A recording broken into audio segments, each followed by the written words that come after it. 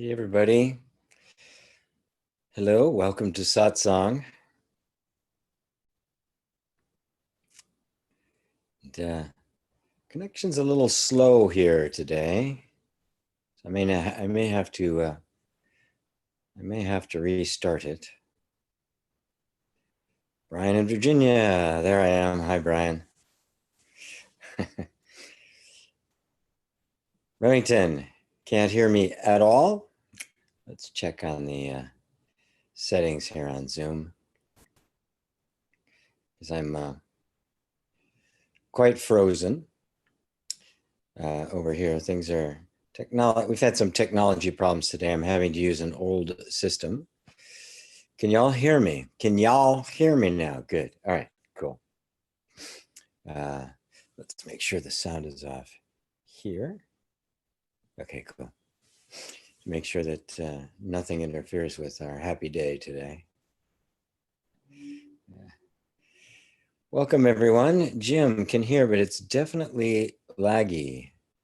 The sound and the voice, the picture and the voice are off. Hi, everybody from Italy. First time with you. Well, hi, Monica. Thank you for the opportunity. Welcome. Love. Great to have you. Yes, can hear you. Tough of the evening, loud and clear. Great. Tough of the evening, Calvin. Good to see everybody coming along. I'm anxious to get down to work here. There's always quite a lag on YouTube. Matter of fact, what I'm saying right now, you're not going to hear for another 10 to 20 seconds. Pam, hi from Norfolk. Let's see, and Anandan Hill. Monica, I can hear you now. Let's see, Brian, Jim, make sure I say hello to everybody. It's also a little bit further away. It's harder for me to see without my glasses. Barbara's from Sweden, hi. Yarun, I think I've said it right first time that time, right? Balanced with Nature. Greetings, everybody from Hungary. Wow. Judy's with us. Oh, wow, this is so great. My family from, okay, we see, there's a new one. Miss B, hi from Leandudno. Did I say that right? I'm not really sure what that is, where that is. My goodness, I just failed geography. The gang from California. Not the gang, but the gang, that's his name. Hey, it's the whole gang in California. Growing up in the Midwest, just said the thing, the stuff, the bears. Oh, wonderful, wonderful, wonderful, wonderful. Hello, everyone. Welcome to Satsang. Those of you that are new, I'm so happy you're here. It's always really good to see new people and some new countries represented today as well, which is absolutely wonderful. Manx Mix, good afternoon, sir. Good afternoon, ma'am. I got that right this time. Well, let's all get in satsang mode, which is don't know what you've been doing with your Sunday. Maybe you spent your whole Sunday in a zendo, meditating. Maybe you're watching Muji satsang, which I didn't get a chance to do because I had so many things to do before this. Or maybe you're out doing stuff. Maybe you're hanging out. And Barbara Russell says, hi from San Point, Ohio. See you in July. Oh, Barbara has signed up for the live retreat I'm doing in July, which is like totally fun. I'm going to be doing, I don't do many of them. I'd like to do more, but I don't do many of them. I'll give you a link if I can remember it. It's at the Krishnamurti Education Center in Canada. It'll be July 27th, 8th, and 9th. A 3-day retreat, very, very inexpensive. It's amazingly inexpensive because the cost of the retreat, you can also get the room and three of the meals. 2 on Saturday and 1 on Sunday. Sunday night, Friday night, you're on your own, but there is an event The event starts like 7 o'clock Friday night. So I'd love to see anybody who's there. I've had several people who have signed up to go, including one lovely lady from all the way from India, which is really quite wonderful to see. I'm so pleased. So satsang mode, whatever it is that's been going on today for you, whether this be a continuation of a meditative day you've had, or if it is the respite or refuge from a chaotic day that has been going on, it doesn't matter. In just 1 second, it's all it takes to completely just drop everything that's happened prior to this moment. People ask me often about past lives and reincarnation. Do I believe in reincarnation? Is it real? What's it all about? What's that for? Is the soul on some kind of journey? Well, yes, it's real, but it's different than you think it is.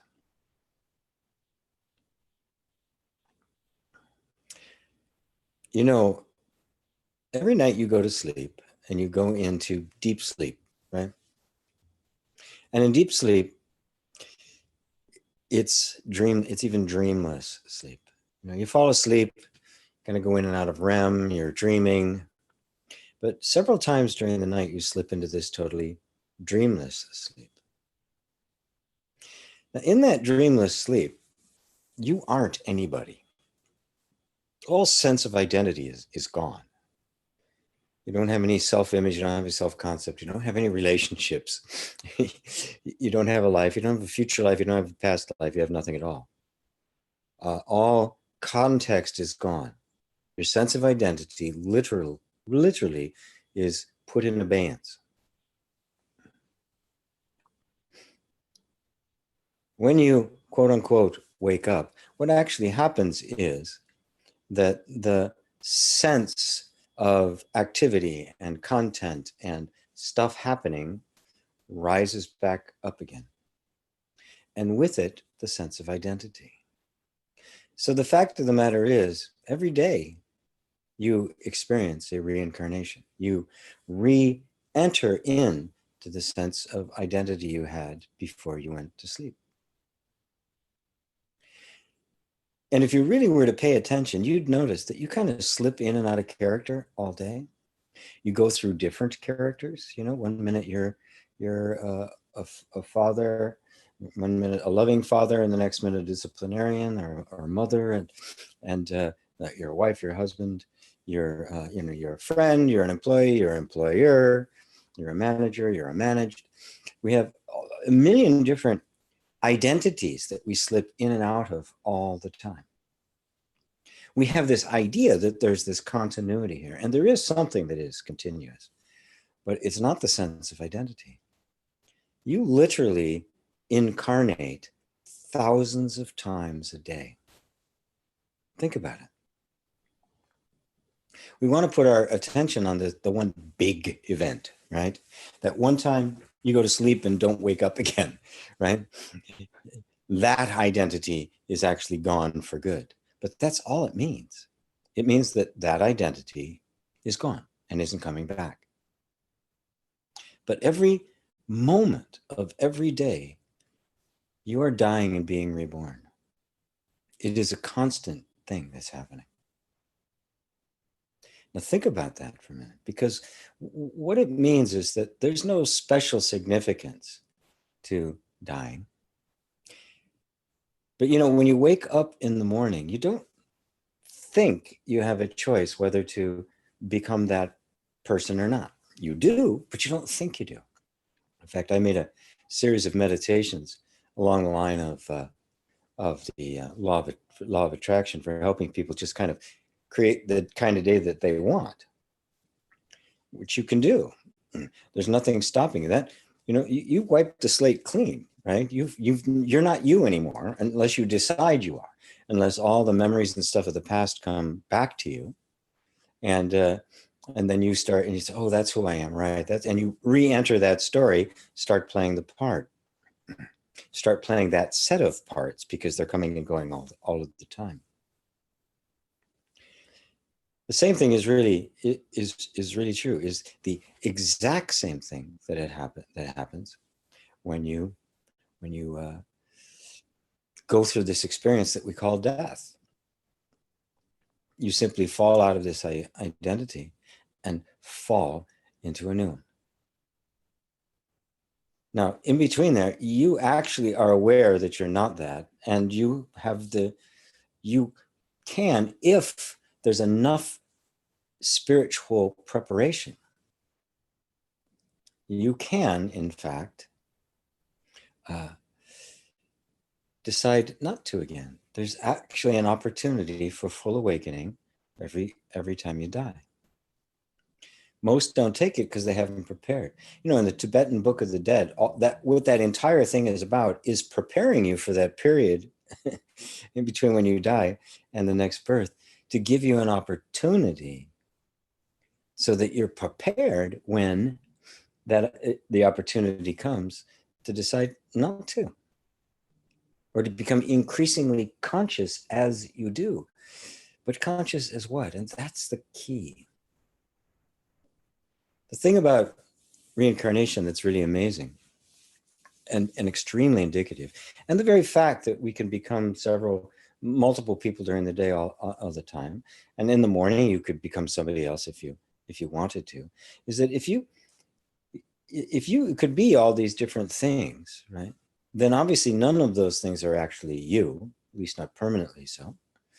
None of those things are you. Then who are you? Who is it that's experiencing all of these different lives? Now that's such a better question, isn't it? Because most people go, oh, I'm gonna another life. How do I set things up so I have a much better life next time? I've got, more money or looks or whatever, or more spiritual, or I'm get to the point where I'm born in an environment that's conducive to enlightenment or awakening. Matter of fact, that was much of the a lot of the Buddhism, other than Zen, was about this idea of collecting merits, that somehow I would, if I follow the Buddhist precepts and the like, I'd get to the point where my next life would be better. I'd overcome this karma and my next life would be better. Well, Zen put a damper on that. But for many people, that's really still how they see it, that somehow I'm collecting all these merits so things will get better and better. I'm going to increasingly make good karma. But that's not the point. The point is to step out of karma. The point is to end karma. The point is to end rebirths and to go and to recognize who you actually are. Which simply means to no longer being identified with the forms that are appearing. Remington asks a good question. Well, Richard says, hi, Richard, from Rescue, California. Hi, everybody. Sarah, my friend Sarah from France. Remington asks, well, what's the usefulness of content? Well, there's no usefulness to it. It doesn't serve any purpose. It's simply the creation of mind in the moment. It's neither good nor bad. It neither has a purpose nor doesn't have a purpose. It is simply experience. Now, remember, consciousness is not static. Consciousness is not just emptiness, is not just nothingness. So I'm just consciousness and nothing's happening. To you, to the real you, there is both the essence of you and the expression of you. There is, you could say, the essential you, and then there's the dynamic you. There's the sun, and then there's the sunlight. The sunlight is produced by the nature of the sun itself, and sunlight is the natural occurrence of the sun. You can't separate the two. The sun isn't the light, and yet it is. It gives complete rise to everything about the light reflects the sun. And if you look at the light, if you lit the ray of light, what do you see? You see the sun, right? You don't see a ray of light, you see the sun. When you look up and you see the sun in the sky in a sunset, you're not seeing the sun. You're seeing a ray of light coming from the sun, and yet you're seeing the sun. You see, this is the essential unity of being. You cannot separate God from creation. You cannot separate heaven from earth. You cannot separate being from the beings, from the expression of being. That's the essential unity, the singularity. There is only one. But it's really, language is dualistic. I speak of the sun and the sunlight, and I've immediately created a schism. I've created a duality between two things that are in fact one thing. But this is the only way we could point back to the unity, because once you get to the unity, there's no talking anymore. What's there to say? There's no potential for describing anything, because there isn't two things that you can compare to have to make any kind of description or comparison. So your true nature is what this is all about. Then does expression end when karma and reincarnation end? No. Why would it? Did the sun stop shining when we realized that it was not moving around us, that we were moving around it? The expression is not a mistake, right? It is the nature of the sun itself. Here's the whole illusion. The illusion is that it exists separately from me. When I think of it as existing separate from me, I create an identity for myself that is based on what in fact I'm perceiving. And so now, identified with the objects that I'm perceiving, instead of the one that is doing the perceiving, which is formless, intangible, I create an imaginary person, an imaginary separate self, totally imaginary. Now, that is the unenlightened mind. And then I see the universe as separate as objects and all these things, because I'm looking through the eyes of this person. Now, that person dissolves. I no longer see this as separate objects. I see this as a reflection or a manifestation of myself. And now the very same thing changes from Maya into nirvana, from samsara to nirvana. And it's all in the perception. So the expression continues. It's just there's no more identification with the expression as separate from that which it is expressing. You no longer see the light as separate from the sun, but as the very presence of the sun. Are you following that? So karma and reincarnation all have to do with the idea of being a separate self. When the idea of a separate self is dissolved, karma, reincarnation are dissolved. We don't see ourselves as passing through multiple lives. We simply see ourselves as this one unified being, having multiple images of universes, like multiple dreams. You're basically creating the image and likeness of yourself. Is that getting clear? John David says, I'll get back to you, SS, just a second. What does reflection mean in this light? That's a great question. And actually, very early on, I was about 19, I had that, 19 or 20, I had that same question. It's like, wait a minute, reflection. Well, what's doing the reflecting? You know, you want to think of it as a mirror. And that's where the whole analogy breaks down, because there's nothing.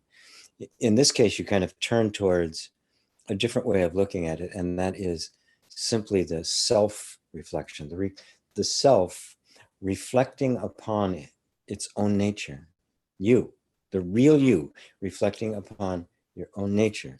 And the infinitude of that nature gives rise to an infinitely expanding and unfolding universe that is not separate from that which is perceiving it. It is literally God thinking about herself.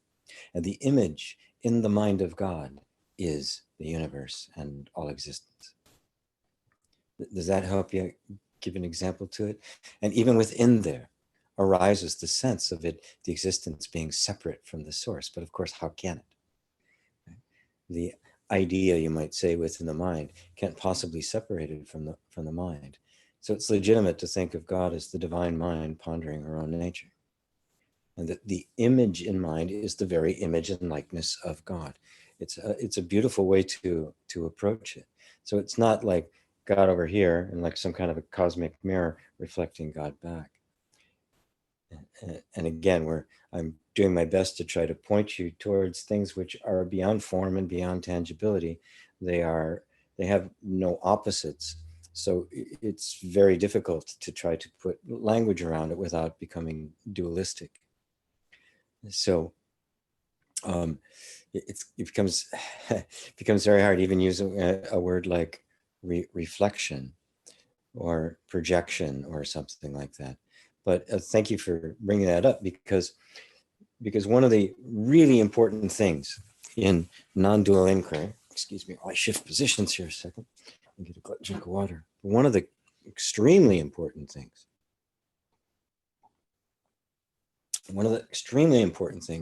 in non-dual inquiry is being precise about words, because when I say a word, I'll say the word consciousness, right?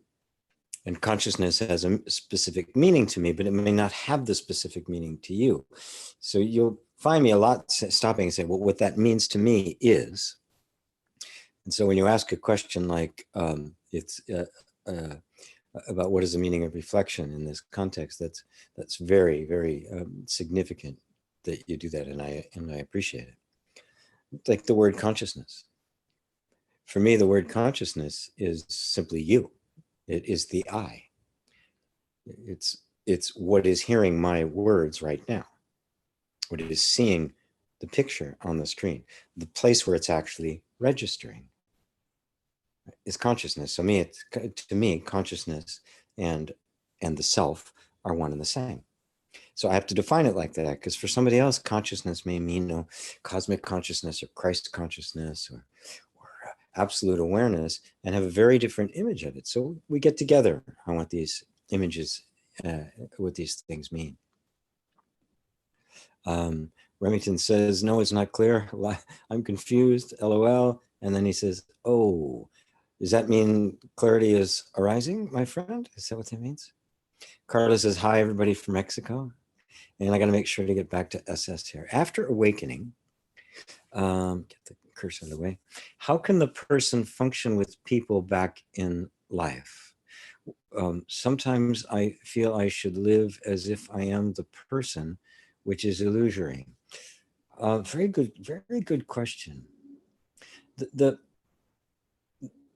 That's what you're dealing with now. Awakening to the fact that the person is simply a construct of the mind. Okay. Now, we need to just take it a little bit further. That is the awakening. Okay. Now, that moment of the awakening doesn't automatically completely transform absolutely everything in your life. That's a fact. Okay. What it does do is transform your perception of things. Now, here's what I want you to note. Before awakening, you were going through your life. You were doing things, you were interacting, you were talking to people, and it was stable, right? Now, after awakening, when you realize that there's no person, you might begin to think, well, then all of these things are going to start falling apart in my life. But you understand that all that means is you still think there's a person there who's been doing them. You see, the person was an illusion. the person, the illusion you're talking about, which it is illusory, was projected upon what is actually happening. So you're still going to be, to others, you're still going to appear to be the same person, except you're going to look happier.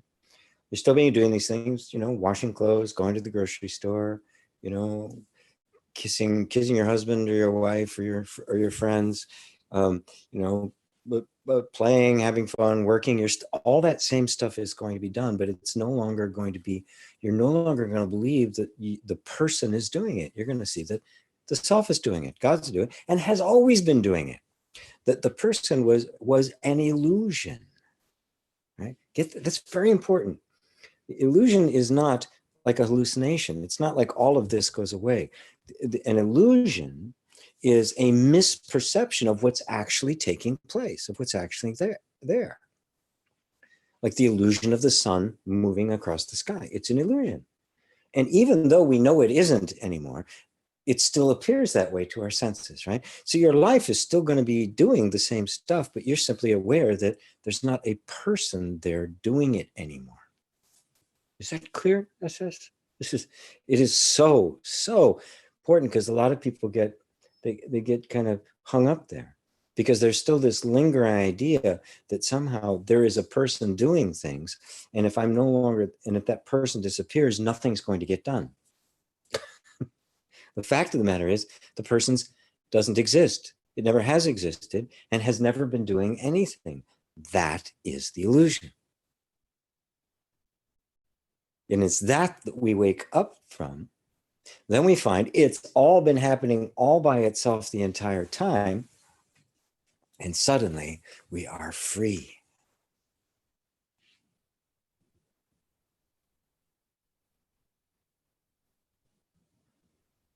So, SS, does that clear it up for you?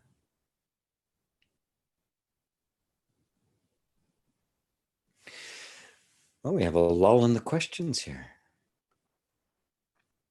This happens periodically, and then all of a sudden,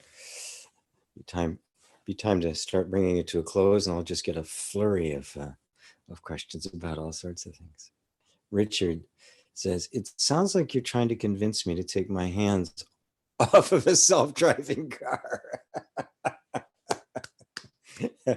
Yes. Stop. You're not driving it. You're, or you're like a kid, right? You know, like they have kids, and they have a little fake steering wheel that you can, you know, put on the car seat, or that hooks up to the dashboard, so the kid can, and you think you're steering. He thinks he's steering. Beep beep beep. Right? You're not driving. You never were. You just believed you were, like the little kid. I love it. I'm going to use that analogy. You're acting like you're driving a self-driving car. That's great. Thank you for that. Remington again says, so then after the awakening, when there's no separation, how does your outward expression change? Well, the only thing that happens is, first off, you get more happy, right? And remember, the belief, holding the belief of being a person, is a very limited, constricted thing, isn't it? It contains and restricts a lot of energy. So that is an influence on your experience, right? Because there is an interaction between the energy and the experience you're having, and your beliefs and the perceptions they form, and therefore the world that gets created. But as that becomes liberated, the natural flow of life becomes more and more obvious. That manifests itself. It looks like life is getting better, but what's actually happening is your perception is growing and expanding to the point where you see the perfection of all things. And you will, in fact, see more prosperity, more ease, more opportunity, more things will come. And you'll be imperturbable when things don't come, when something doesn't go your way. You just realize that was just a temporary preference. There's nothing to hold on to, and it's no big deal. And so there's a lot of there's an absence of suffering in it, even though you can have deep wants that don't get met, but they are free of the suffering of the person. Is that clear? So the outward expression is going to express more of the inner freedom that you're feeling. As you see less and less of the person, your own inner energy is less and less constricted and therefore more fluent, and that's going to express itself, like, somebody who used to be afraid of public speaking has a hard time giving a speech, even though they have the ability to give a speech. Once that fear is gone, suddenly there's a whole new range of expression that opens up and becomes very expressive and the like. Same person, same circumstances, everything. But now the energy is no longer constrained by this belief in a person. You got it? Jason says, I want to know what you think about Tony Parsons. Feel free to decline a comment. I find him helpful, although he would say no one is there to find help in this message. No, I'll speak about that because I've listened to him and I like him. He's a likable character. He's got a nice sense of peace about him and the like. I do disagree with the teaching in a lot of invited teachers, and he's not the only one that does it. That focus exclusively. Yeah, I could take that tack and I can say, yes, there's nobody there, right? But to just kind of say that out of the blue without bringing you to the point where you can actually see what is meant by that, I wouldn't do it that way. I couldn't do it that way. And the teachers that I really admire don't do that. Like Mooji, of course, who's my teacher, and Papaji before him, who was his teacher, Adyashanti, Rupert Spira, Francis Lucille. Those are all that don't do that. That take the two-pronged approach, that bring you very gently to see the fact. Because yes, there's no person, but oftentimes if that's just kind of put out there, there's nobody there to get it or not get it. That's very true, right? Buddha knew that, and yet he taught things like the Four Nobles. He taught all sorts of things which were actually a dilution of that pure insight, because the mind simply could not grasp it. So to take a more gentle approach and bring people there little by little by little, I think is much more valid and much more human. I take the approach that it's twofold. There is this precise intellectual inquiry of pure Advaita, but there is also this yoga of compassion, or yoga of allowing, that I say, which is the embodiment of that truth in a life, and then being is full. So I much prefer the approach that is not completely focused on the inquiry. When you're doing the inquiry, it's utterly and totally precise. So yes, I could say there's no one there, right? There is no one here to get it or not get it, right? But for most people, what that means is that I'm not here, nothing's here. And that's not true. There's no person here. The no one who's not here is not here because it is only a concept. It only exists as an idea. Like I could say Mickey Mouse is not here. But of course, it's kind of is here because we all know what we're talking about, which is why Buddha would say things like he both exists and does not exist. You follow? You talk about Bugs Bunny or a unicorn, right? You talk about a rainbow. They both exist and do not exist. Right? We perceive them as one thing. What they are is something else. The perception doesn't exist.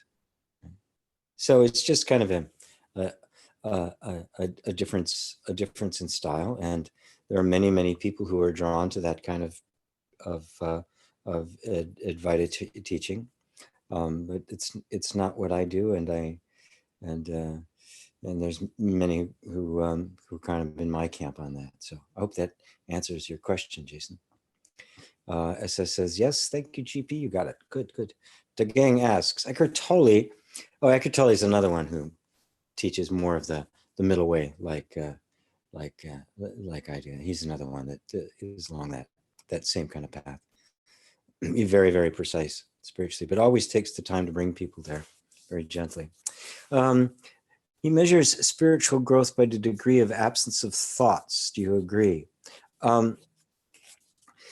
Well, that's not exactly what he says. The spiritual growth is the absence of the attachment to thoughts, the dependence on thoughts, and the believing of thoughts. Thoughts are always going to come, thoughts are just part of the energy of the nervous system, and therefore they're just kind of happening on their own.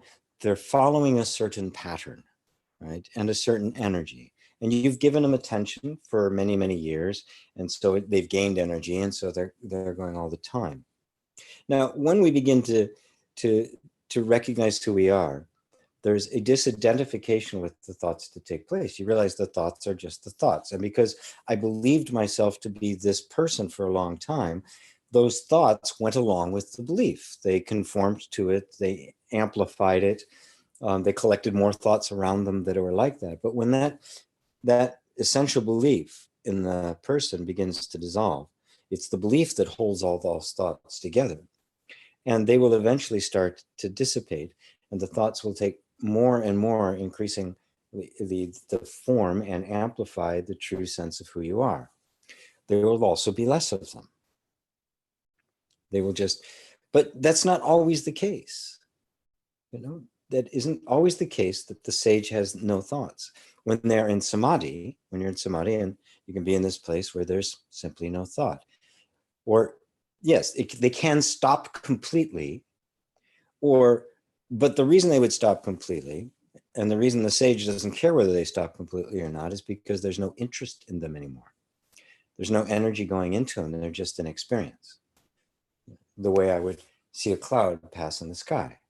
I would see it passing in the sky, but it would not have any effect. It would trigger nothing in me. There'd be no meaning in it other than the cloud passing in the sky. I could even watch my mind project things on it. What it looks like a flower. It looks like a city, right?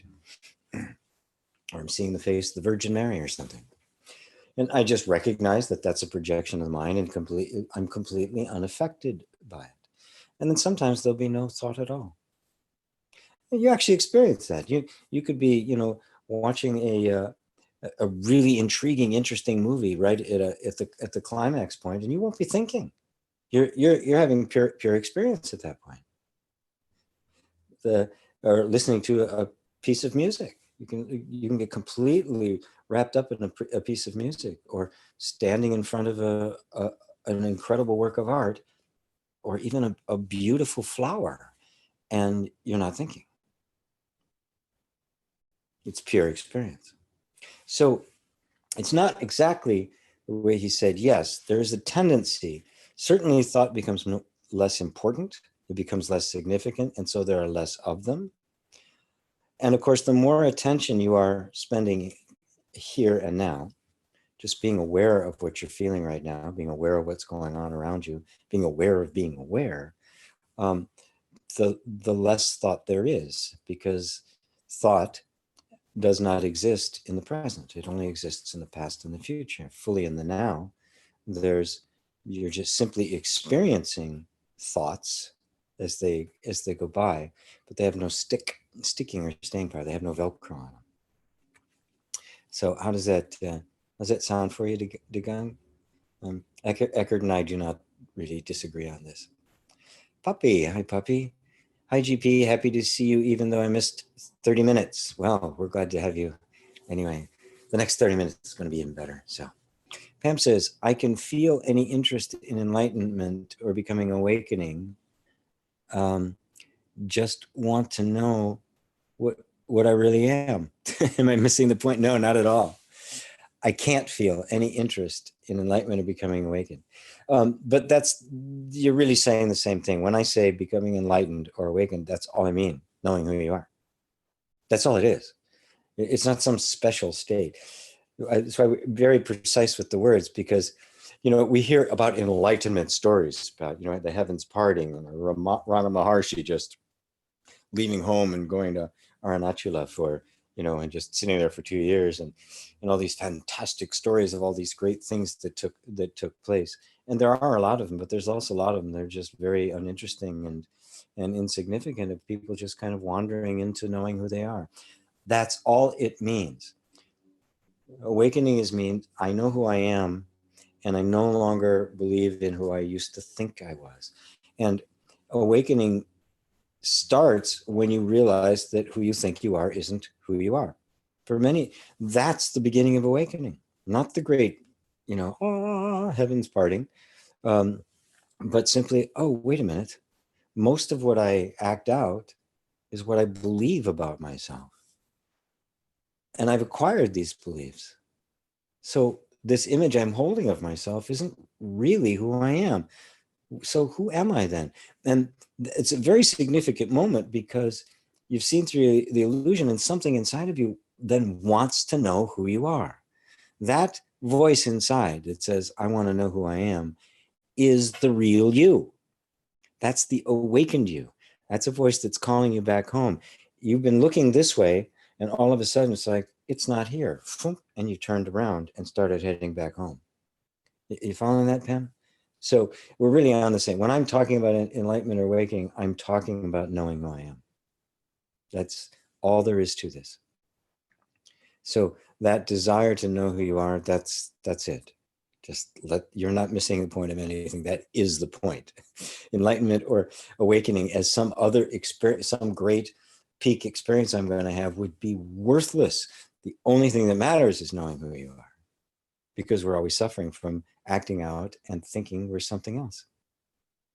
Remington says, yes, it's clear. Great, clear. Jim Whalen, hi, Jim. Tony says the same thing, that we not exist and don't exist.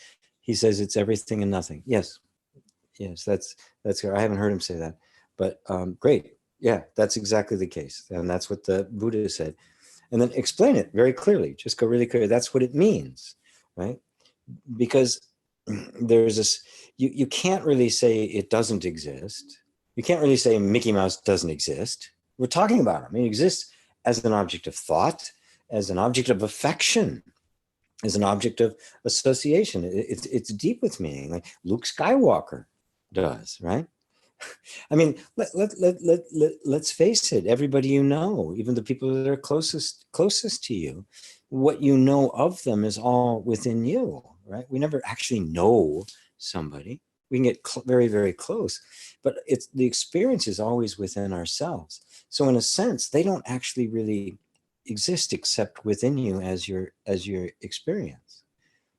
So you can say they both exist and they do not exist. And again, it's not as important as the desire to know who you are. To come to who you are, you don't need to know that. You don't need to know everything and nothing. All you need to know is who you thought you were isn't really you, and turn your attention deeply within to say, who am I then? If that's not who I am, who am I? Once you get to here, you can then turn around again to look at the creation, which is still there. Because once you know who you are, you no longer see creation as being as through the eyes of this separate self. And now all of a sudden, all of this, which is still going on, now you become, wow, what is this? And little by little, everything that used to be separate from you becomes one with you. And then you find at the essence that who you are is actually the same that everybody else is, that there's actually only one, that there's one consciousness. And that everything you are experiencing is a manifestation of that one consciousness. And then you and I do know each other directly and objectively because we are one and the same. Jason said, very nice. Thank you. Yes. Thank you. Thank you. Thank you. Poppy gives me a thumbs up. Love the thumbs. 2 thumbs up. Jason, I believe Eckhart says absence of time is how to measure spiritual growth. Oh, well, yeah. Time is a thought. Time is an idea. Time is a word that we created. See, we think of time. I love this one. We think of time as an absolute, right? We think of the river of time and everything being affected by time. But time isn't a thing.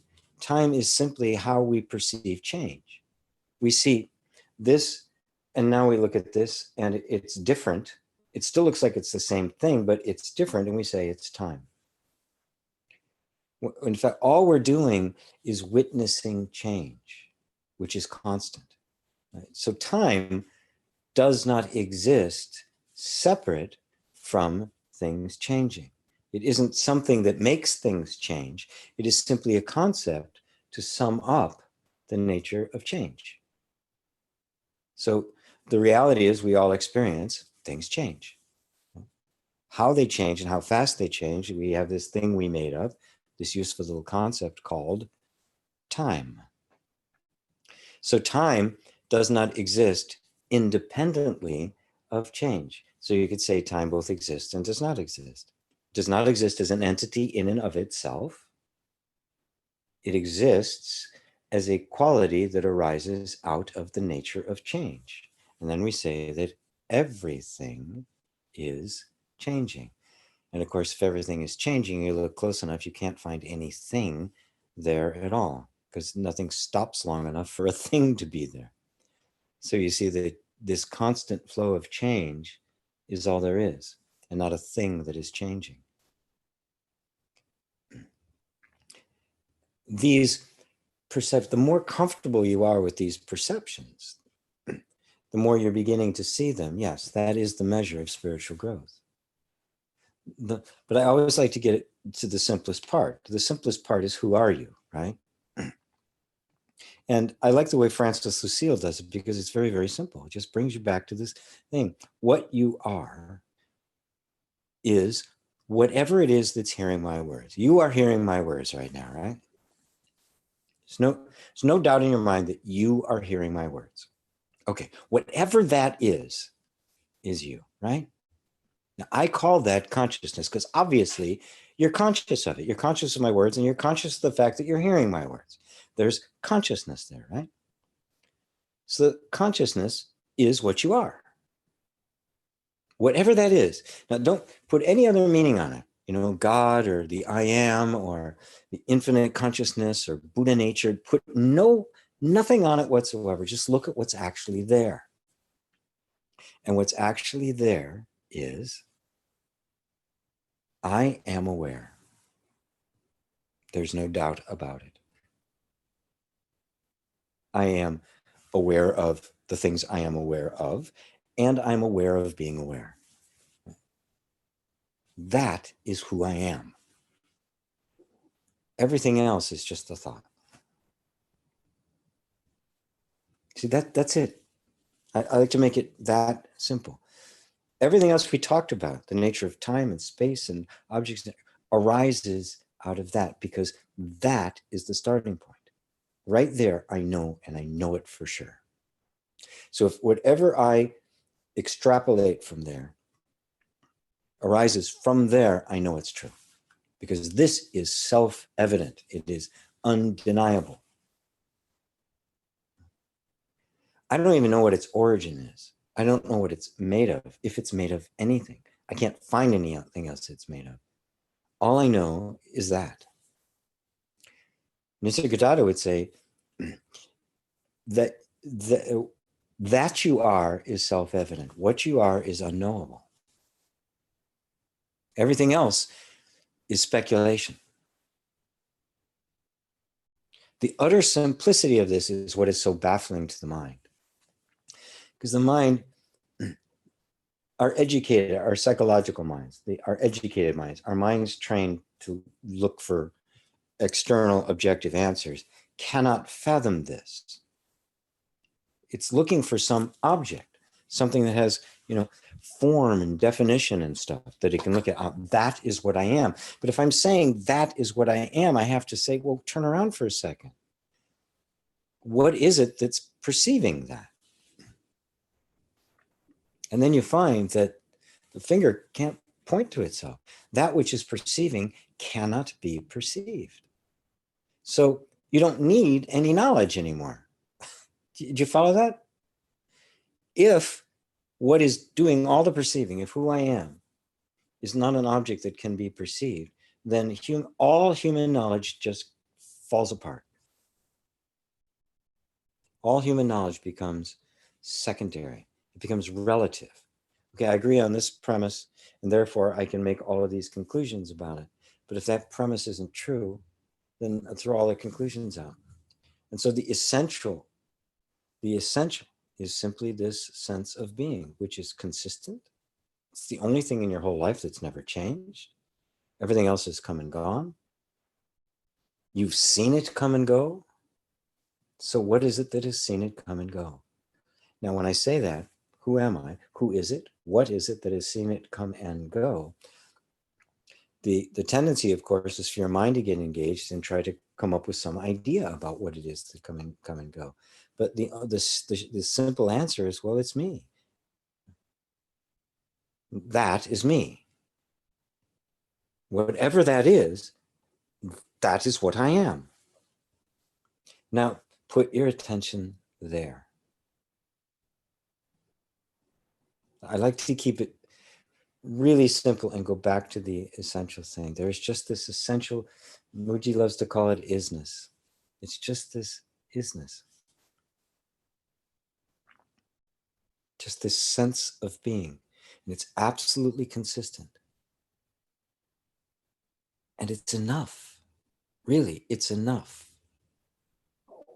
It does not push any of this away, because to that sense of being, all of this is still happening, right?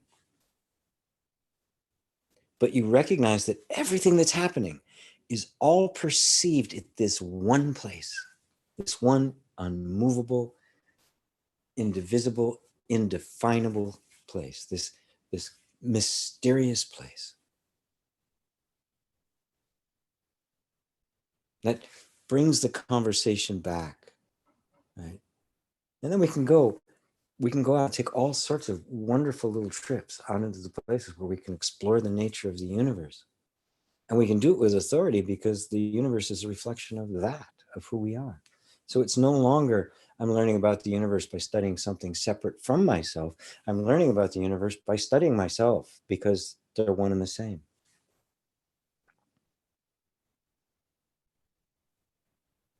To study the truth is to simply study yourself.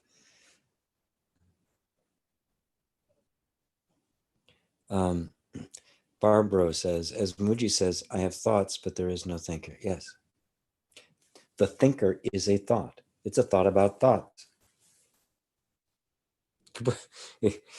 Mind is like the egoic mind. You know, in circuses, in a circus, the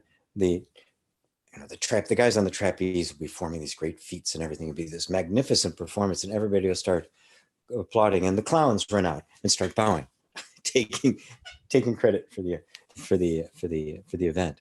That's the mind. The self, the universe is functioning perfectly. This thing, it's all going beautifully, and the mind comes out and goes, "Thank you very much, thank you, yeah, thank you, thank you." Always nothing, right? It's taking credit for what it didn't do. So it's what it happens. Thoughts arise. It can be a very powerful thought, incredibly huge insight. It can be, it can be the idea for the next great blockbuster movie. It can, or it can be just the right word for your child, or it can be a hit song, or it can be just a romantic love song just for the person you're in love with. It could be anything at all. And then after it happens, we say, I did that, but that's just another thought. oftentimes when I'm working on programs like manifestation and stuff, I'll take people's desires and I've just traced the thought back to where it originated, and you can't find the thinker. You can't find the thinker's assumed. It's an assumption you've made. You just kind of, oh, well, I must be the thinker. Well, that's just the thought. Why? Can't the thoughts just appear? Can't they just spontaneously arise? Trace any of them back. Even the, they say there's no doer, or you say there's no free will. There's no, nobody's making any choices. Right? That kind of freaks us out because, well, nothing's being chosen. Well, it's not true. Choices are obviously made. Right? So there is a choosing thought, but when you look really close, you can't find the chooser, only the choosing thought. As Buddha said, there's a road, there's a walking on the road, but there's no traveler. The traveler is the sense of a person projected on what in fact is this beautiful unfolding of life. Is that clear, everybody? The gang says, thank you. Pam says, okay, thanks. Jim says, but isn't that dualistic, being aware of being aware? Ah, isn't that too beautiful? Thank you. Thank you. Thank you. Thank you. Thank you. Thank you. This is the great mystery. Being aware of being aware. Yes. It's everything else we are aware of. So there's the sense of two. You're aware of me, the screen, you're aware of your computer, you're aware of the sound, you're aware of the stuff in the room. And I'm perceiving it, right? But this is different. Because if it was like that, you'd have infinite regression. Oh, there's the awareness, and here's another awareness that's aware of that. Oh, but I'm aware of this awareness. So there's another awareness of awareness. It's like, two mirrors facing each other. It just goes on forever. This is awareness recognizing itself. It is self-awareness, which is one. It is, they say in Sanskrit, they refer to Sat Chidananda, being, consciousness, and bliss. Being and consciousness, or being and aware of being, are one. Again, our language is dualistic, so I say it is aware of itself, but of course it is simply aware of its own nature. Its own nature is awareness, and so it is simply awareness. It is aware of itself, but non-objectively. Or Muji uses the term, he says, non-phenomenal recognition. I am self-recognized. I simply know that I am. And that knowing that I am and the I am are the same thing. It's not an I am that knows itself. The knowing is the I am. Does that answer it for you, Joe? I think I keep calling you Jim. It's my eyes. I can't see that far away. So if I did, I'm sorry. But I hope that answers. She says, so more of a knowing than awareness of awareness, it sounds like. Yes, being and knowing are the same thing. Awareness, you could use the word knowing, and I oftentimes use the knowing. Knowing that it is knowing. It is self-knowing, right? It is simply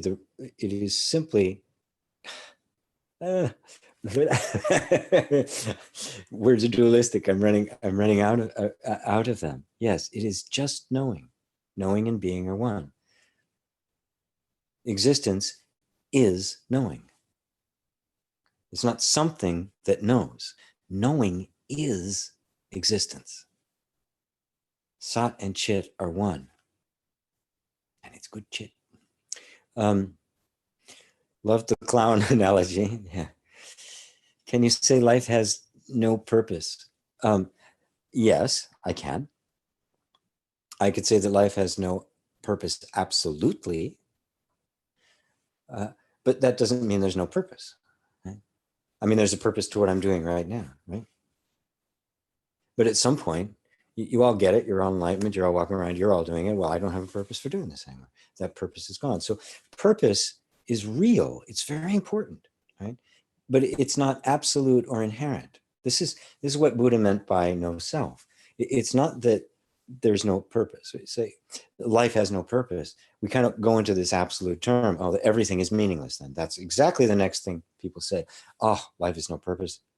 It's all meaningless. No, it's not.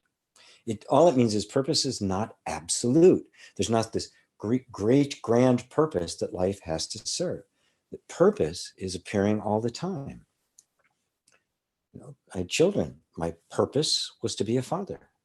I make the comments of, standing and, go shopping with a wife or girlfriend or something, right? And there's a sale going on, right? So there's a lot of people there and there's a very long line. So what's my job? My job is to stand in line while she shops.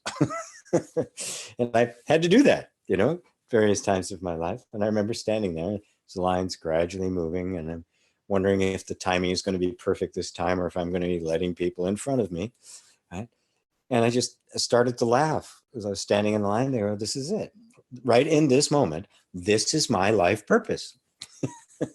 Now, if somebody is looking at it, that's your purpose? Oh my God. Right. If that was my purpose forever, to always be standing in line while somebody else shopped, yeah, that'd be pretty dreadful. But in that moment, it was the most beautiful, natural thing in the whole world. Right? Are you following? So meaning is real. Life has enormous meaning. But that meaning is not stuck in some one definition. So meaning, like life itself, is fluid and flowing, and something have enormous meaning one time and then no meaning the next. You get that new shiny car you've been wanting. Oh, it's full of meaning, right? Oh, it feels so good and it's exhilarating, it's powerful and it's fun and I look cool and everything's good. That's great. And then you enjoy it for a while, and then after a while, a couple of years, it's like it's no big deal anymore. It's got some dents and stuff on it. You don't feel like fixing it anymore. And before you know it, there's no meaning at all, and you're trading it in. Right? Did that mean there was no meaning? Of course. Did that mean that experience when you first got it doesn't have any value? A lot of people say that. A lot of spiritual people say, well, see, that's just your desire. And it's like, well, no, of course. But that's all it was, right? It was the fulfillment of that. It felt really good. And then eventually it wasn't that anymore. All that means is that you, the real you, has these wonderful experiences of meaning and purpose, but you are beyond meaning and purpose. You are the experiencer of meaning and purpose. You are the changeless against which the rising and falling of purpose and meaning and fun and grief and all of against which all of this is happening. Is that clear for you? Assess. Jason says, love the clown. Oh, yeah. Isn't that a great one? Yeah, I got that from Francis Lucille, by the way, who got it from his teacher, John Klein. Richard Downs, what about the thoughts that come in depression? What is that? Well, they don't come in depression. A particular character of thoughts is depression. You can characterize depression by the quality of thought and feeling that are there. So depression is a word that defines a persistent collection of thoughts and feelings that are chronic. So it's not like there's depression, this thing, and it's collecting thoughts. There is some sense of identity that is collecting around it all sorts of thoughts that are disempowering, debilitating, are demeaning, self-diminishing, everything that just kind of robs you from energy, enthusiasm, and life. Right? There is some essential thing there, but it's not depression. Depression is the name for all of the things that collect. Right? So the cure for depression is getting to what it is, that fundamental thought or belief or assumption, and it can be very, very deeply hidden. It can be an energetic assumption and not anything conscious. That is causing such a sense of disempowerment that is just collecting around all this heavy energy around it. Does that clarify it for you, Richard?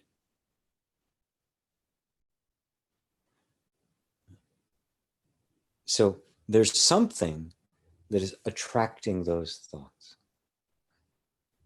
There's a fundamental belief, because once some thought becomes believed, it begins to collect other thoughts around it that are like it.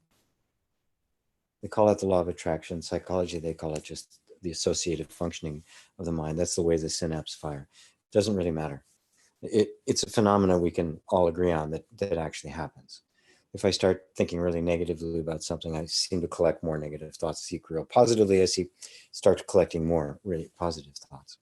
And so something very deep inside, it can be even before you spoke, some kind of traumatic event or something that happens that communicates to you that you are disempowered and are always going to be. It sinks in, it becomes a truth. And then, even though you're not even aware of it, begins to collect things and experiences around it that confirm it. So the solution, of course, is to get to that. But a way to get to that is to notice, to see that to not identify yourself, I'm a depressed person. That's not true. You are simply in a state of mind that is attracting disempowering thoughts and feelings. And then you could try. One way to just start dismantling is you can try to at least kind of flip the script on thoughts. If a thought comes that's really kind of depressing about disempowering, say, well, I still love the idea of being empowered. I still think it's possible to be empowered. I'd love to have power. I can even imagine what it'd be like to feel empowered. Imagine the kind of choices I would make if I felt empowered, if I felt free. So now that, I'm not trying to affirm something or visualize I have this already, but notice how those thoughts just began to flow, and you might actually be able to start a current that would make a dent in it. And I really recommend that people do that, while simultaneously really inviting your inner energy to kind of release or reveal what is it that it's holding on to. What is it that it feels so protective of, and that can give you some kind of a opening by which you can get to the heart of what the real issue is. So I hope that answers your question. God, I love the questions tonight, you guys. This is really, really wonderful. I look forward to actually doing this live. I look forward to the retreat. I'll be having some time to do some satsang-like stuff during the retreat as well. And I think that I make it, I think I just made gpwalsh.com/retreat. If someone wants to try that and see if you get to the Krishnamurti site, because I can't remember what it was right now. But I think it's that. Let's see. Jill says, so more of a knowing than awareness of awareness, it sounds like. Did I read that one before? Yeah, I did. Yeah, I got it. Jill Ascend says, cool, thanks. Yes, it is cool. It's beautiful because it is a folding. Again, the mind can't grasp this because it's true oneness. Awareness aware of itself isn't two. It's non-phenomenal. It's simply, it's what I am. Even saying it is what I am is secondary. It is the recognition, right? That you can't be two, right? Because if there's an awareness that's aware of awareness, you have two. So it has to be. We're just using words, dualistic words, to explain something that is not dualistic. Awareness is existence. And it is breathtaking. Richard says yes with an exclamation point. Great, fantastic. The Gang, how to let go of bad memories. They sometimes come up to trouble me. Well, they don't come up to trouble you, right? Memories are not critters. They're not beings. They're not little demons. Okay, let's go mess up his life, huh? They're not that. Right? One way you can do it is to simply notice that a memory comes up. If that memory didn't have meaning to you, if it didn't have a story attached to it, you wouldn't give it a second thought. you know, how many days have you experienced in your life where absolutely nothing memorable happened and you don't remember it? If for some reason, some weird event, oh, I went and bought a candy bar. I can remember times when I was a kid and going, you know, on Saturday morning, it's my allowance, going and getting a candy bar or something, right? It doesn't have any real charge to it, right? So the memory itself doesn't have any charge to it, but when it comes up, something inside of you is triggered.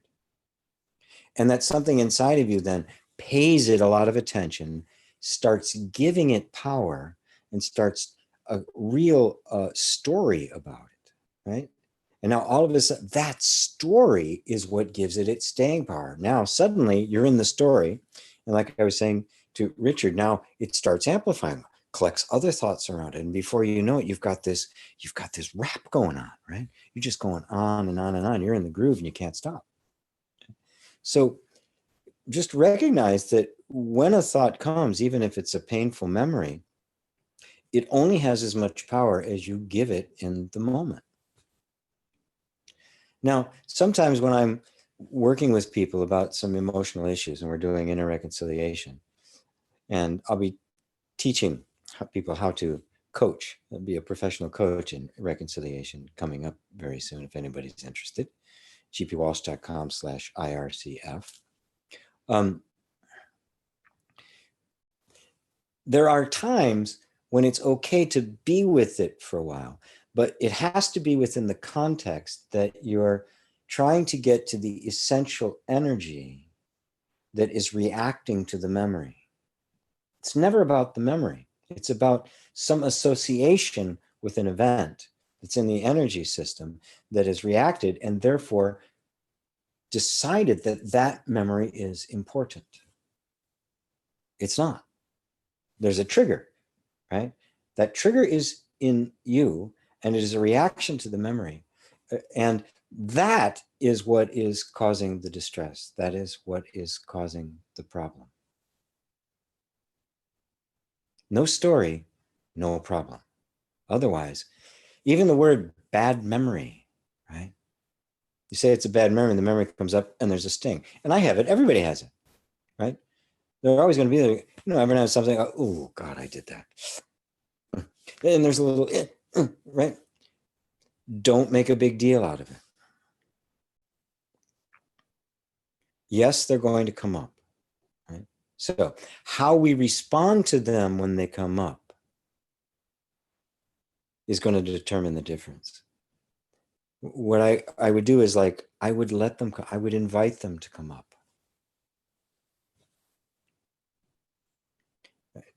Because when you say I'm trying to let go, what you're really saying is I'm trying to get rid of.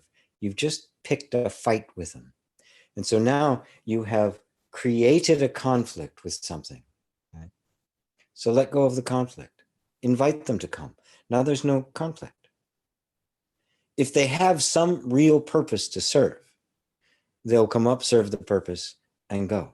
If they have no purpose to serve, if it's only your fear of them or your conflict with them that keeps them in place, they'll just dissipate because they don't have any energy of their own. Are you following that? This is really important. They have no energy. Thoughts do not think themselves. Memories do not remember themselves. Memory pops up because simply there's an association that takes place in the mind. Click, click, click, ah. And then that memory triggers something within the nervous system.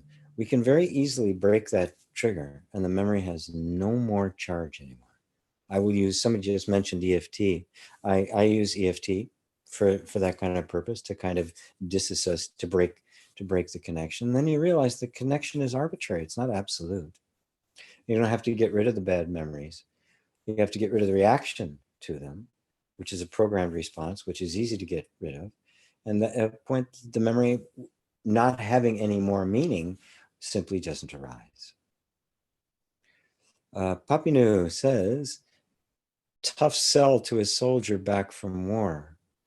Brutal. What are you responding to? The bad memories? Or the depression? You don't try to sell it to a soldier.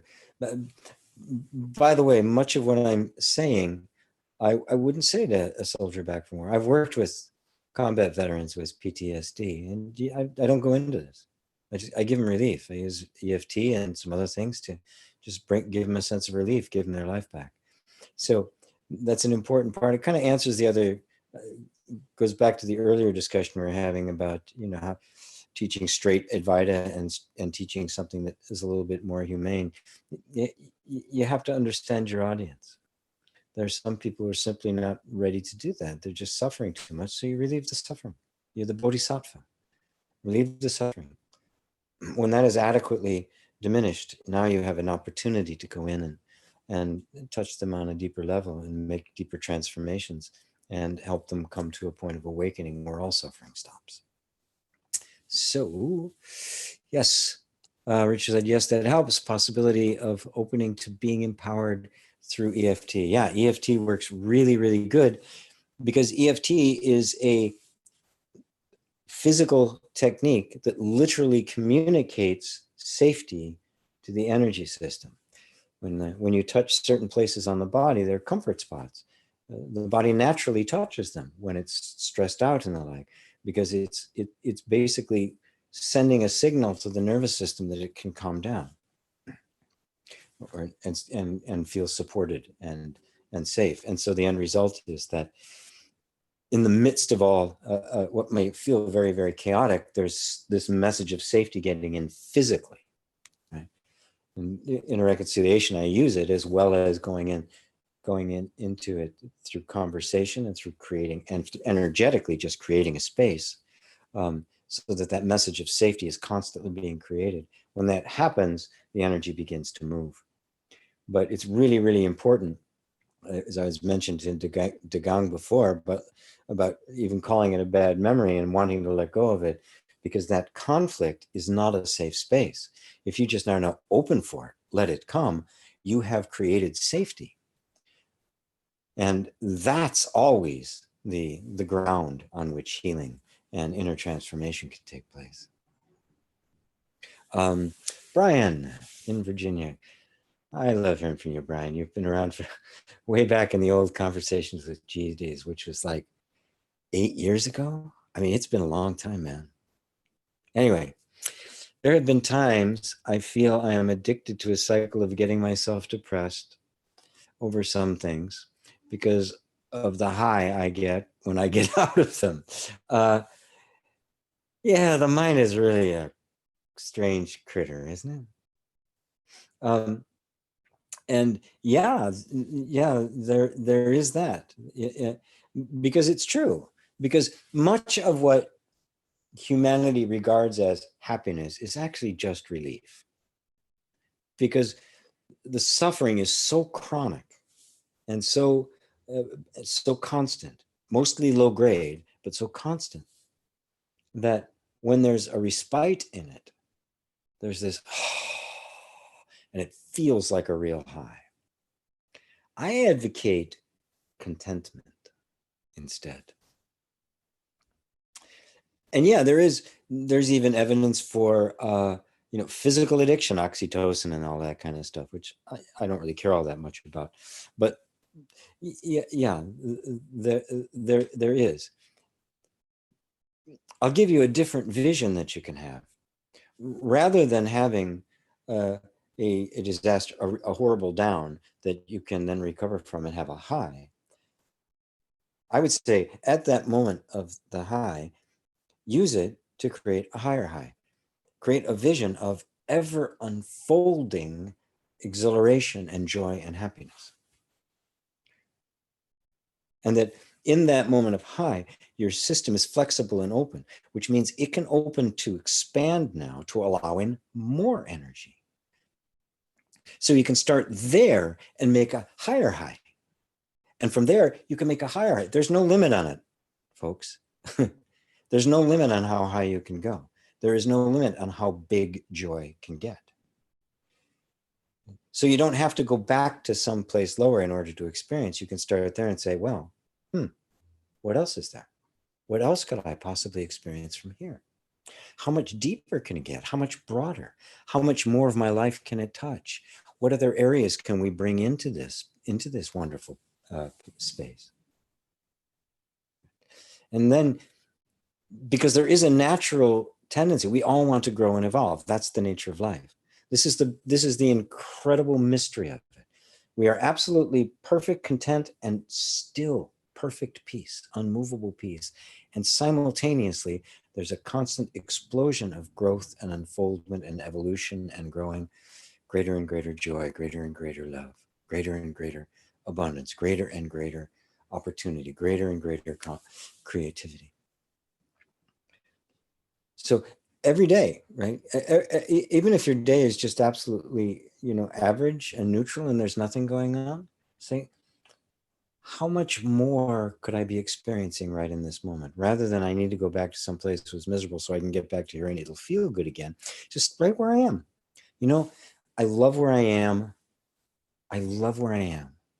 And I'm really eager for more. So those aren't contradictory.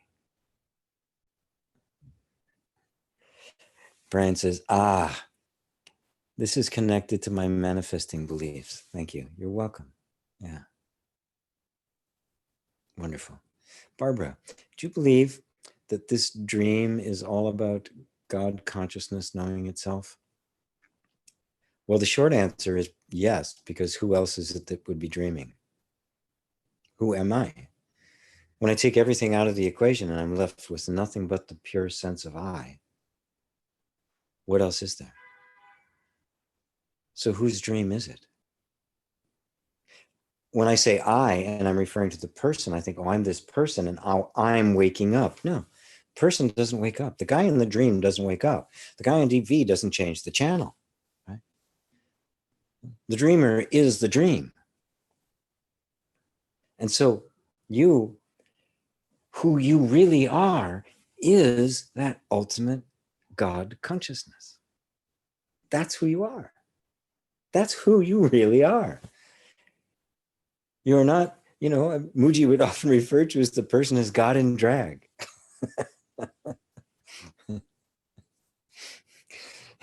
Not the most elegant example of it. That's what it is. It is the ultimate consciousness that has mistaken itself for person. So you are that. You're not the person that it has mistaken itself from. You're the consciousness that mistook itself. And who you really are is infinite consciousness, boundless. And so am I, and so is everybody else. And then we go, we really are one. And many at the same time. Is that great? It's amazing, isn't it? Vijamira.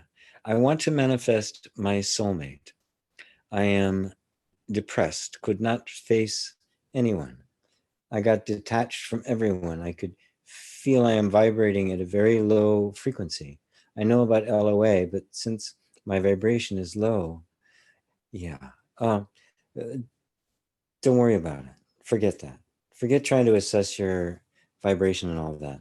Yeah, it's unnecessary. And you can tell it is because when you start assessing it, it goes down, right?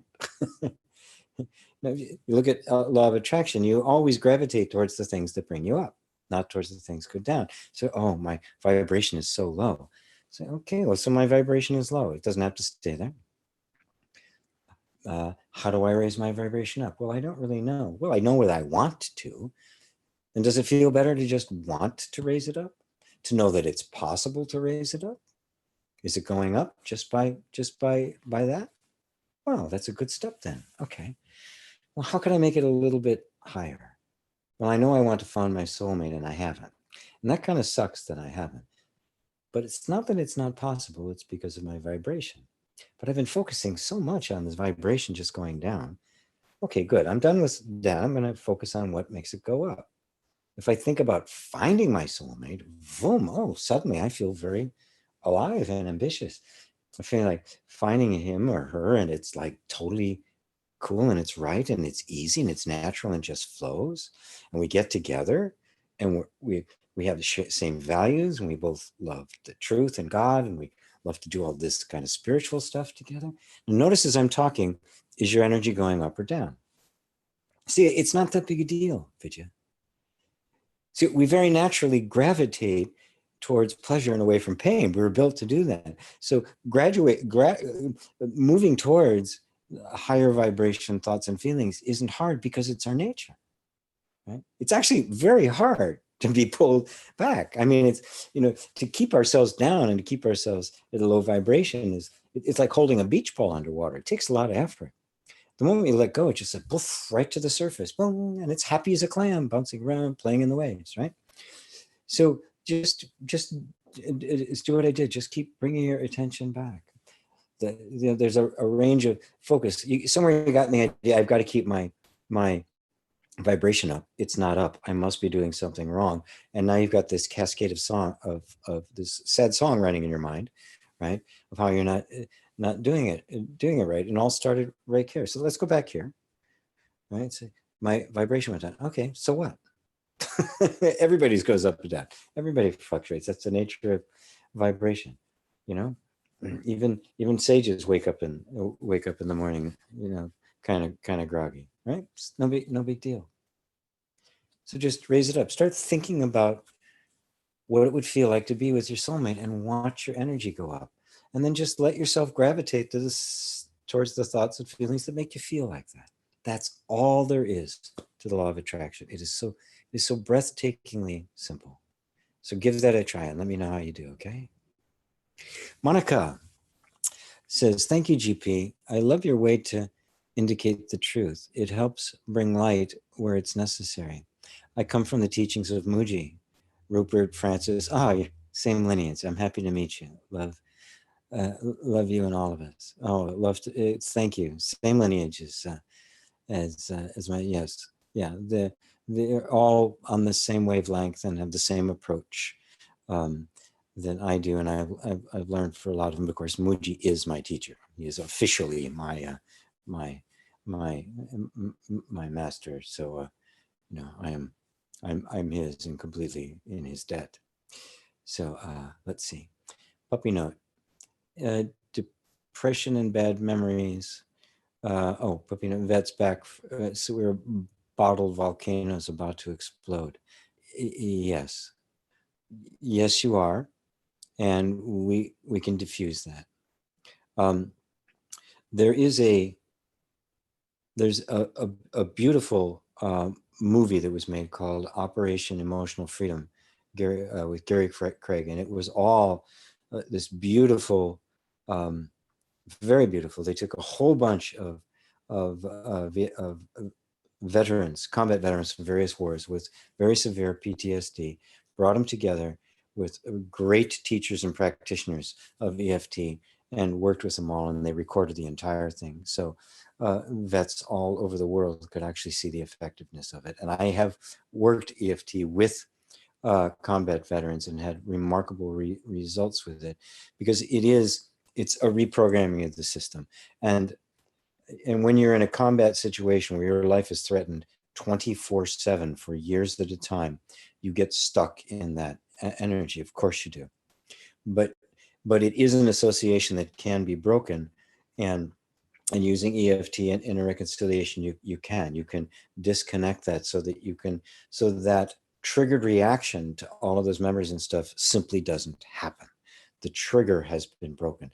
That association, that energetic association, it's not just a mind, it's a body association, gets broken, and you're able to once again function in life. The best story is the one guy I worked with who hadn't been shopping in the day in 40 years. He did everything in the middle of the night, very rarely even slept with his own wife. And after 40 years, he told me he had actually gone to a movie in the day. And it was just through EFT, and did it himself, and just a very gradual process by which the PTSD was basically severed. The trigger was severed and emotional freedom was realized. So I'd recommend Operation Emotional Freedom. I'm sure you can get it for free from a variety of places. Brian, I read that one. Jill said, a friend has created their own reality to such an extent that I know it no longer matches everyone else's, really. He's recently been hospitalized, but I wonder what else could be done, if anything. Yeah, that's what happens to all of us. They have to be hospitalized because their version of reality, their delusion about reality, doesn't match the general culture's delusion about reality. Our world is delusional. We are mad. The world is insane. The ideas we have, the things we are believing, the things we're acting out as true are insane. Okay? Everyone should be locked up, right? Now, somebody develops a sense of delusion that we call a mental illness because it's different from the norm.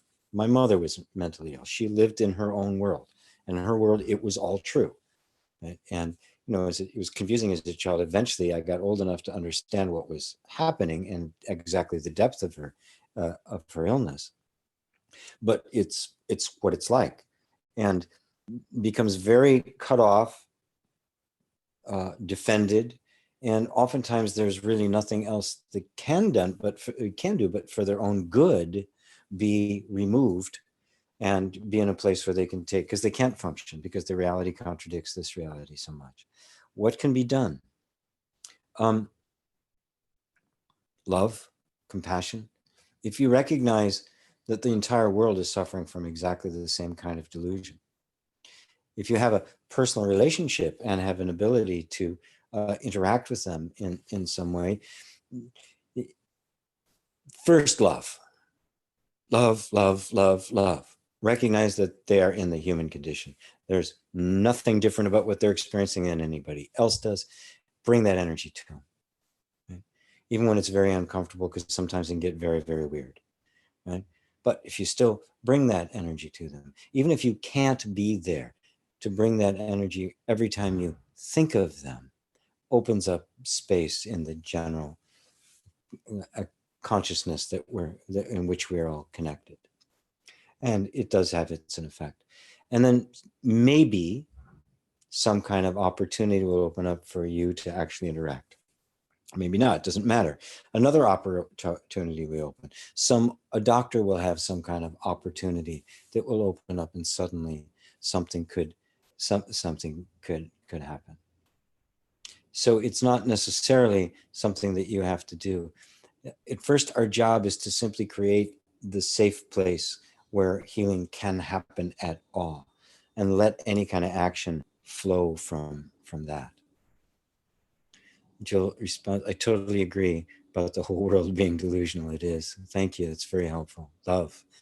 Love, love, love. That's what love is. And what love is total acceptance of the way things are. That's what enlightenment is, by the way, too.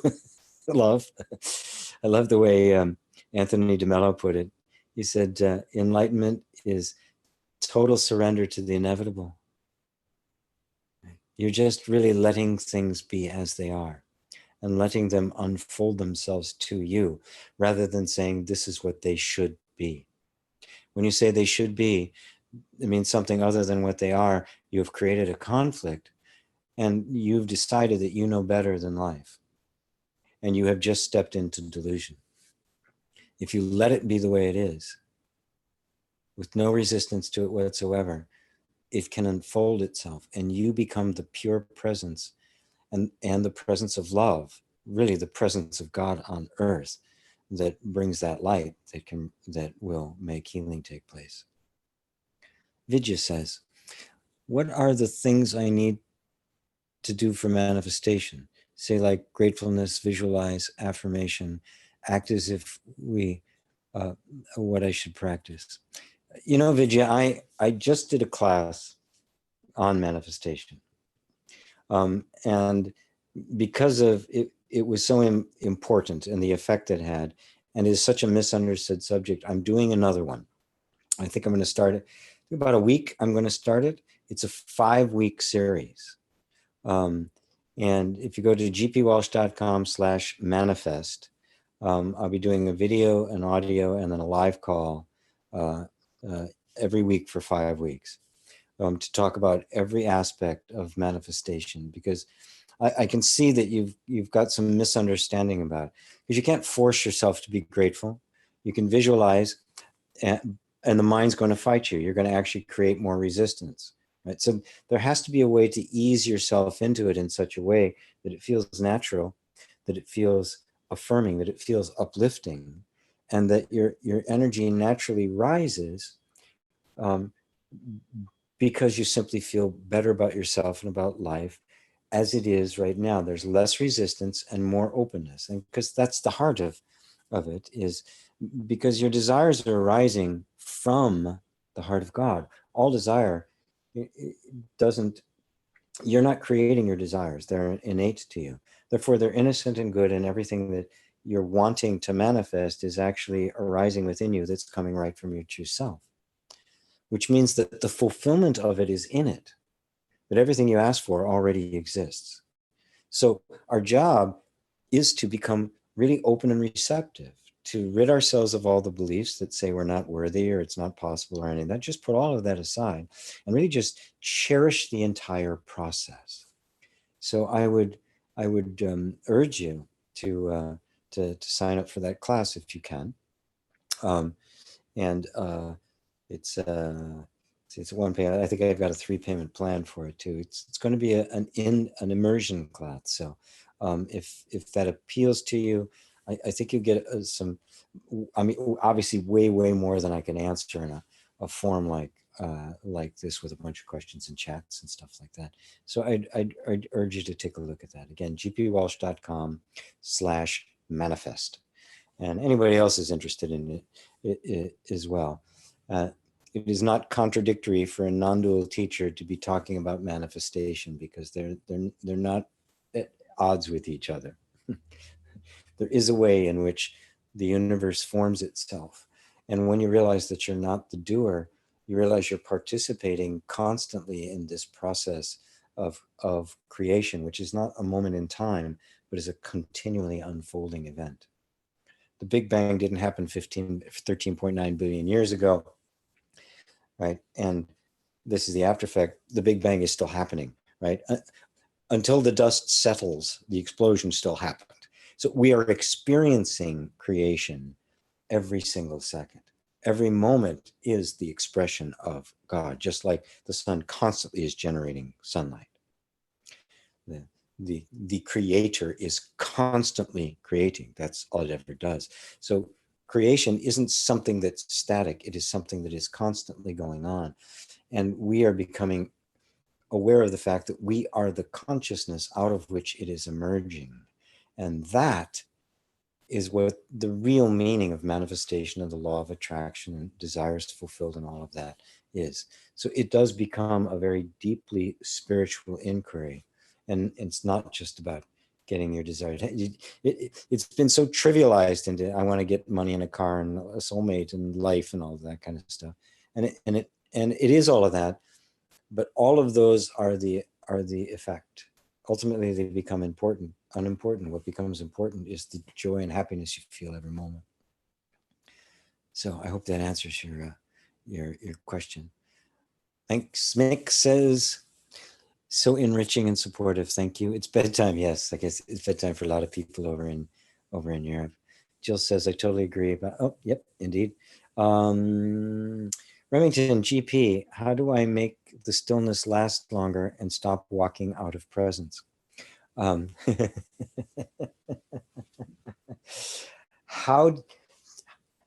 do you make eternity last longer? How do you make the infinite bigger? Notice you are the stillness. So you're thinking of yourself as someone who experiences stillness, which of course is going to be sometimes you do, sometimes you don't, right? That's everybody's experience. Sometimes I feel peaceful, sometimes I don't. So that can't be the eternal stillness, can it? If it comes and goes, that can't be it, right? So let's look somewhere else. Let's look at this place. Just go back to that place once again. It's a good way to kind of bring it to a close too. Go back to that place that's hearing my words. Just what I'm saying is registering somewhere, right? Now that place right there, is it agitated? Is it in and out of stillness? When I perceive stillness and then I perceive agitation, that which is perceiving it, is it in what I call stillness or in the agitation? That stillness is really just a momentary absence of the agitation. But something watches both of those come and go. Watches how long it lasts longer. Watch the idea come up, oh, I wish it lasted longer. Something is perceiving all of that. Is that ever not still?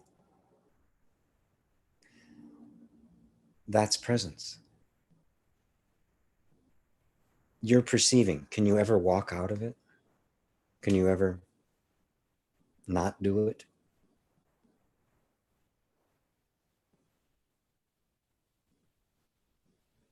See, the only way we experience it as eternal is when we realize we are it.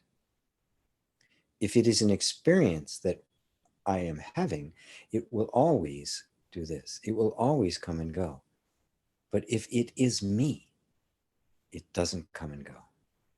I am the stillness. I am the presence.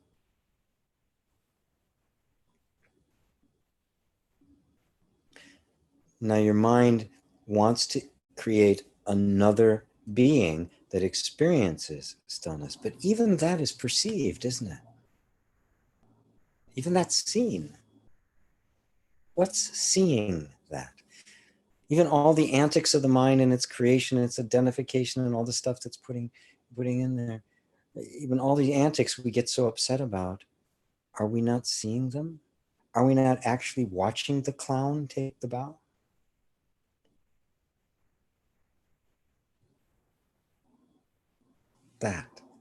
That's you.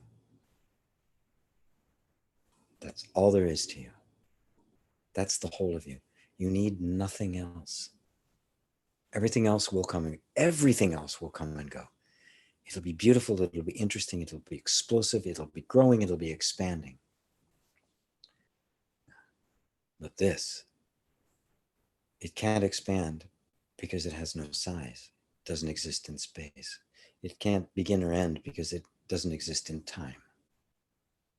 It just is. It is the isness. It is the beingness that gives everything the sense, the quality of existence. It is. You are existence itself. Conscious, self-aware being.